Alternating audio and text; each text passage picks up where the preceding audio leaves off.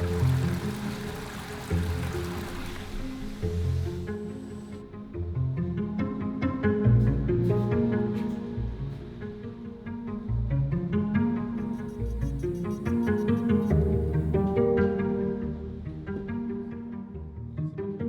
commencé la prothèse dentaire en 90. J'ai eu d'abord un CAP, puis un brevet de maîtrise, et ensuite le CPEA, c'est le certificat professionnel d'études supérieures. Et je me suis installé donc en 2001 à Pessac, et je suis ici, rue Judaïque à Bordeaux, depuis 2009.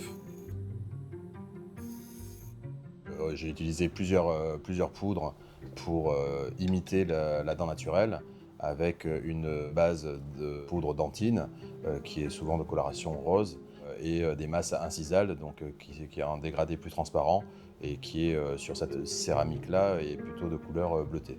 Et donc je stratifie ça en donnant la forme, et ça c'est tout un apprentissage de l'anatomie dentaire, et d'essayer de me rapprocher de la dent naturelle le plus possible.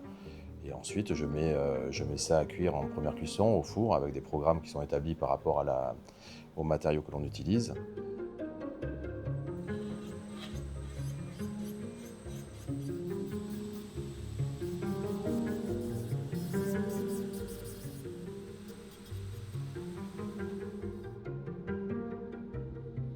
Moi, je fais partie d'une génération un peu à cheval entre les deux, où quand j'ai commencé le métier, il n'existait que la méthode traditionnelle.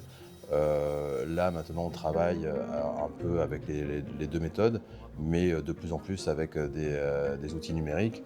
Et le métier de prothésiste dentaire est en pleine mutation.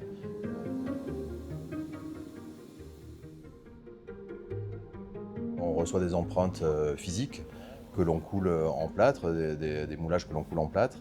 Et à partir de ces moulages, on fait de la sculpture sur cire sur ces modèles-là, que ensuite on transforme en métal ou en céramique, ou les deux, et par le biais de moulage, de mise au four, de coulée de métal et de stratification de céramique.